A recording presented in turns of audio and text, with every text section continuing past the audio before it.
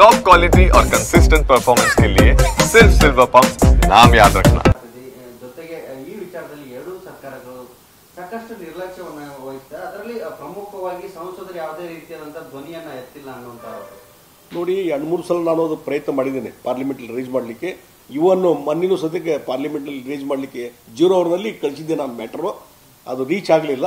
ಆ ಹಿನ್ನೆಲೆಯಲ್ಲಿ ಅಲ್ಲಿ ಏನು ಧ್ವನಿ ಎತ್ತಿದ್ದೇವೆ, ಎತ್ತುವಂಥ ಪ್ರಯತ್ನ ಮಾಡ್ತೀವಿ. ಇದರ ಜೊತೆಗೆ ಇಂಡಿವಿಜುವಲ್ ಆಗಿ ವೈಯಕ್ತಿಕವಾಗಿ ಇವತ್ತು ಸಚಿವರನ್ನು ಭೇಟಿ ಆಗುವಂಥದ್ದು, ಅವ್ರ ಮೇಲೆ ಪ್ರೆಷರ್ ತೊಗೊಂಬರುವಂಥದ್ದು ಅದೆಲ್ಲ ಪ್ರಯತ್ನ ನಡೀತಾ ಇದೆ.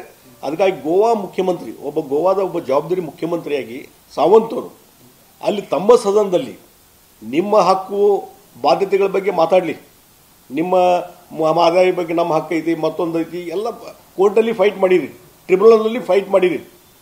ಈ ಟ್ರಿಬ್ಯುನಲ್ಲು ನಮ್ಮ ಪರವಾಗಿ ಆರ್ಡರ್ ಆಗಿದೆ. ಕುಡಿ ನೀರಿನ ಸಲ ಇಷ್ಟು ಕೊಡಬೇಕು ಮತ್ತು ಜಲವಿದ್ಯುತ್ ಸಲುವಾಗಿ ಇಷ್ಟು ಕೊಡಬೇಕು ಅನ್ನುವಂಥದ್ದು ಈಗಾಗಲೇ ನಿರ್ಧಾರ ಆಗಿದೆ. ಆದಮೇಲೆ ಅದನ್ನು ಒಬೆ ಮಾಡುವಂಥ ಕೆಲಸ ಗೋವಾ CM ಅವ್ರು ಮಾಡಬೇಕು. ಅದಕ್ಕೆ ಅರಣ್ಯ ಮತ್ತು ಬೇರೆ ಬೇರೆ ಇಲಾಖೆಗಳ ಪರಿಸರ ಇಲಾಖೆ ಪರ್ಮಿಷನ್ ತೊಗೊಳ್ಳೋದು ಉಳಿದ ಆ ಪ್ರೊಸೆಸ್ ನಡೀತಾ ಇದೆ. ಇನ್ ದ ಮೀನ್ ಟೈಮ್ ಅಲ್ಲಿ ಸಾವಂತ್ ಅವರು ಗೋವಾದ ಸದನದಲ್ಲಿ ಹೋಗಿ ಏನು ಹೇಳ್ತಾರೆ, ಭೂಪೇಂದ್ರ ಯಾದವ್ ಏನು ಪರಿಸರ ಇಲಾಖೆ ಮಂತ್ರಿ ಇದ್ದಾರೆ, ಅವ್ರನ್ನ ಭೇಟಿಯಾಗಿದ್ದೆ, ಅವ್ರು ಎಟ್ ಎನಿ ಕಾಸ್ಟ್ ನಾವು ಕರ್ನಾಟಕಕ್ಕೆ ಪರ್ಮಿಷನ್ ಕೊಡೋದಿಲ್ಲ ಅಂತ ಹೇಳಿದ್ದಾರೆ ಅಂತ ಹೇಳ್ತಾರಲ್ಲ statement. That is completely wrong. ನಿಮ್ಮದು ಹೋಗಿ ನಿಮ್ಮದು ಹಕ್ಕನ್ನು ಹೇಳ್ರಿ, ನೀವು ಮನವಿ ಕೊಡ್ರಿ. ಆದರೆ ಇವತ್ತು ಸದನದಲ್ಲಿ ಆ ರೀತಿ ತಪ್ಪು ಹೇಳಿಕೆ ಕೊಡುವಂಥದ್ದು ಈ ಭೂಪೇಂದ್ರ ಯಾದವ್ ಎಲ್ಲಿ ಹೇಳಿಲ್ಲ, ಪಾರ್ಲಿಮೆಂಟರಿ ಹೇಳಿಲ್ಲ, ಯಾವುದೇ ಸ್ಟೇಟ್ಮೆಂಟ್ ಕೊಟ್ಟಿಲ್ಲ, ಪತ್ರನೂ ಬರೆದಿಲ್ಲ. ಹೀಗಾಗಿ ಈ ರೀತಿ ಹೇಳಿ ಕೇಂದ್ರ ಸಚಿವರನ್ನ ಈ ಕಡೆ ತರಿಸುವಂಥ ಕೆಲಸ ಸಾವಂತ್ ಅವರು ಮಾಡಬಾರ್ದು.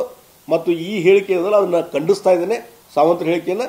ಇದರಿಂದ ಅನ್ನೆಸರಿ ಇವತ್ತು ಕನ್ಫ್ಯೂಷನ್ ಕ್ರಿಯೇಟ್ ಆಗ್ತದೆ ರೈತರಲ್ಲಿ ಮತ್ತು ಹೋರಾಟಗಾರರಲ್ಲಿ ಕ್ರಿಯೇಟ್ ಆಗ್ತದೆ. ಕರ್ನಾಟಕ ಮತ್ತು ಗೋವಾದ ಸಂಬಂಧ ಒಳ್ಳೆಯದಿದೆ, ಅದನ್ನು ಕೆಡಿಸುವಂಥದ್ದು ಆಗಬಾರ್ದು. ಮತ್ತು ಮಹದಾಯಿದ ಬಗ್ಗೆ ಹೇಳೋದಾದರೆ ನಾವು ಇಂಟರ್ನಲ್ಲಿ ಎಲ್ಲೆಲ್ಲಿ ಪ್ರೆಷರ್ ತರಬೇಕು ಅದೆಲ್ಲ ಮಾಡ್ತಾ ಇದ್ದೇವೆ. ಆದಷ್ಟು ಬೇಗ ಇದಕ್ಕೆ ಒಳ್ಳೆಯದಾದಂಥ ನಿರ್ಧಾರ ಕೇಂದ್ರ ಸರ್ಕಾರ ಮಾಡ್ತದೆ ಅನ್ನುವಂಥ ವಿಚಾರ. ಮತ್ತು ಮಹದಾಯಿಯಿಂದ ಏನು ನಮಗೆ ಹಕ್ಕಿದೆ, ಕಳಸಾ ಬಂಡೂರಿಯಿಂದ 3 TMSಗಿಂತ ಹೆಚ್ಚು ನೀರು ಕುಡಿ ನೀರಿನ ಸಲುವಾಗಿ ಡೈವರ್ಟ್ ಮಾಡುವಂಥದ್ದು ಅದು ಇವತ್ತಿಲ್ಲ ನಾಳೆ ಆಗೇ ಆಗ್ತದೆ ಅನ್ನುವಂಥ ವಿಶ್ವಾಸ ನನಗಿದೆ. ಯಾವುದು